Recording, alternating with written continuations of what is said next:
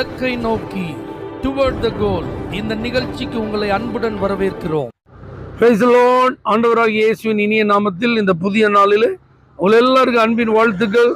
1 தெசலோனிக்கேயர் 5ஆம் அதிகாரம் 17ஆம் வசனம், இடைவிடாமல் ஜெபம் பண்ணுங்கள். அப்போஸ்தலனாகிய பவுல் மூலமாய் தெசலோனிக்கே சபைக்கு எழுதின அந்த வார்த்தையை இன்றைக்கும் கர்த்தர் நமக்கு நல்ல ஒரு ஆலோசனையாக தருகிறார். இன்னைக்கு நிறைய நேரத்தில் நம்ம திருப்தி அடைகிறோம். எப்படி தெரியுமா? இன்னைக்கு அதிகாலையில இருந்து நான் ஜெபம் பண்ணிட்டேன், இன்னைக்கு 1 மணி நேரம் நான் ஜெபம் பண்ணிட்டேன். உங்களுக்கு தெரியுமா, இன்னைக்கு நான் 3 மணி நேரம் ஜெபம் பண்ணியிருக்கேன். நான் ராத்திரியெல்லாம் நடுராத்திரியில் எழுந்து அதிகாலை வரைக்கும் நீண்ட நேரம் ஜெபம் பண்ணிட்டேன்.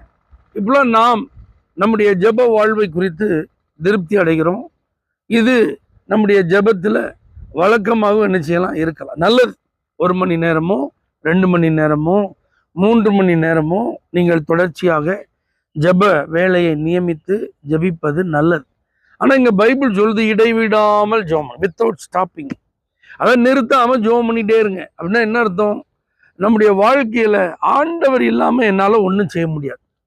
தேவன் இல்லாமல் நான் உதவியற்றவன். தேவனை எனக்கு உதவியாக கொண்டுராம, துணையாக கொண்டுராம என்னால் ஒன்றுமே என்ன செய்ய முடியாது. அதனால தான் பவுல் அழகாக எழுதுறாரு, கிறிஸ்துவுக்குள் தான் நாம் பிழைக்கிறோம், நாம் அசைகிறோம். அப்போ அவருடைய கிருபை இல்லாமல், அவருடைய பிரசன்னை இல்லாமல் நம்மளால் இந்த பூமியில் வெற்றிகரமாக என்ன செய்ய முடியாது, வாழ முடியாது. நம்மால் இன்னைக்கு சத்துரு கொண்டு வருகிற சோதனைகளை ஜெயிக்க முடியாது. நாம் நம்மை சுற்றி இருக்கிற அந்த சதிகளை எல்லாம் மேற்கொள்ள முடியாது. அப்போ எப்பொழுதுமே நாம் தேவனை சார்ந்தவர்கள். எங்கே போனாலும் தேவன் இல்லாமல் என்னால் போக முடியாது. எதை செஞ்சாலும் தேவனுடைய அனுமதி இல்லாமல் நான் செய்யக்கூடாது. நான் தேவ பிரசன்னத்தோடு இணைந்திருக்க வேண்டிய ஒரு நபர். எப்பொழுது என் கண்கள் அவரை நோக்கி பார்க்க வேண்டும். இப்படி ஒரு உன்னத ஆவிக்குரிய அனுபவம் நமக்கு இருக்கணும்.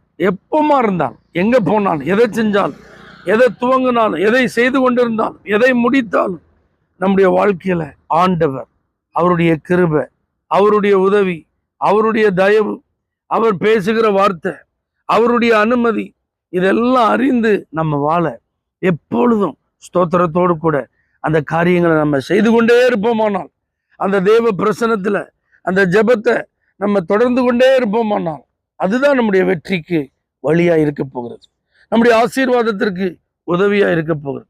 ஆகவே ஜெப நேரத்தில் மட்டும் ஜெபம் பண்ணிட்டு மற்ற நேரத்தில் தேவன் ஒருத்தர் இருக்கிறாருங்கிறதே மறந்து தேவனிடத்தில் எதையும் தெரியப்படுத்தக்கூடாது, அல்லது தேவனிடத்தில் தெரியப்படுத்தாமலே அப்படியே நம்ம போயிட்டு நம்ம காரியங்களெல்லாம் செய்கிறவர்களாக இல்லாமல் எப்பவும் அந்த தேவ சிந்தை உள்ளவர்களாக நம்மோடு கூட அவர் இருக்கிறார், நம்ம கூட ஒருத்தர் இருந்தால் அவர்கிட்ட எப்படி பேசிகிட்டே இருப்போம், நம்முடைய காரியங்களை பகிர்ந்து கொண்டே இருப்போம்.